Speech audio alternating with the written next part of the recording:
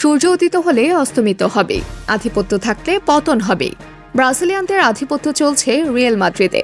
সূর্যের ন্যায় সেটিও ধীরে ধীরে ডুবে যাচ্ছে। নতুন করে সূর্য উঠছে আর্জেন্টাইনদের আকাশে। এক আর্জেন্টাইনকে খেলানোর জন্য আরেক ব্রাজিলিয়ানকে বিক্রি করে দিচ্ছে রিয়াল মাদ্রিদ।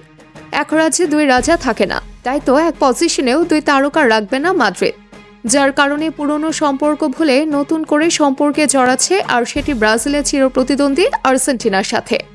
দারুণ এক ক্লাস জমে উঠতে শুরু করেছে রিয়াল মাদ্রিদে। কেমন হবে সে ক্লাস, তা নিয়ে বিস্তারিত থাকছে প্রতিবেদনে।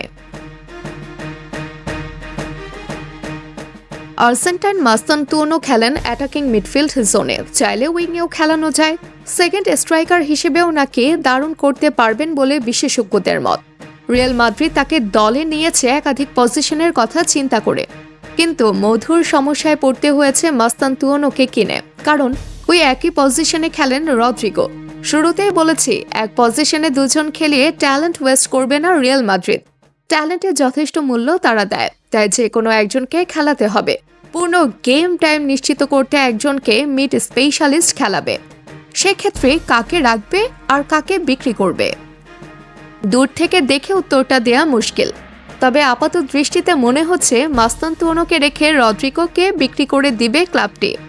এর পেছনে দুটি কারণ দাঁড় করানো যায়। প্রথমটি হলো রিয়াল মাদ্রিদের দরকার মাস্তানতুয়ানোকে, সেক্ষেত্রে তারা ওই পজিশনে যে থাকবে তাকেই ছেটে ফেলবে। দ্বিতীয় কারণ হচ্ছে রদ্রিগোর সাথে সম্পর্ক ভালো নেই রিয়ালের। বেশ কয়েকটি গণমাধ্যমের দাবি মাদ্রিদ আর রদ্রিগো দুই পক্ষ দুই প্রান্তে, যার কারণে রদ্রিগোর ক্লাবে না থাকার প্রশ্ন হয়ে দাঁড়িয়েছে। হতে পারে রদ্রিগো নিজ থেকেই থাকতে চাইছেন না, অথবা তাকে রাখতে চাইছে না রিয়াল। কম্বাইন্ড কোনো প্রসেসে দুই পক্ষ আলাদা হয়ে যেতে পারে, যদিও এখনো নিশ্চিত নয় রদ্রিগো ক্লাব ছাড়ছেন কি ছাড়ছেন না।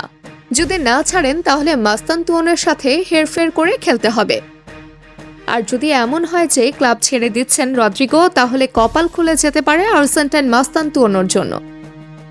যদিও টাফ কল, তবু অসম্ভব নয় কিছুই। সামনে প্রাক মৌসুম, আর এমন সময় ক্লাব ছাড়াটাও মোটেও অস্বাভাবিক কোনো ঘটনা না। দামে দরে মিললে রদ্রিগোর মতো প্লেয়ার যে কোনো ক্লাবে খেলতে পারবেন। গেল মৌসুমে রদ্রিগোকে দলে ফেরাতে প্রস্তাব দিয়েছিল সৌদির বেশ কিছু ক্লাব, কিন্তু শেষমেশ রাজি হননি তিনি। এবারও যদি প্রস্তাব আসে প্রো লিগ থেকে, তাহলে হয়তো ফেলে রাখবেন না। দামে দরে বনিবনা হলে পা ফেলতেও পারেন সৌদিতে, তাহলে খুশি হবেন মাস্তানতুয়ানো। তাবাসসুম হক, আনিকা, টিম স্পোর্টস।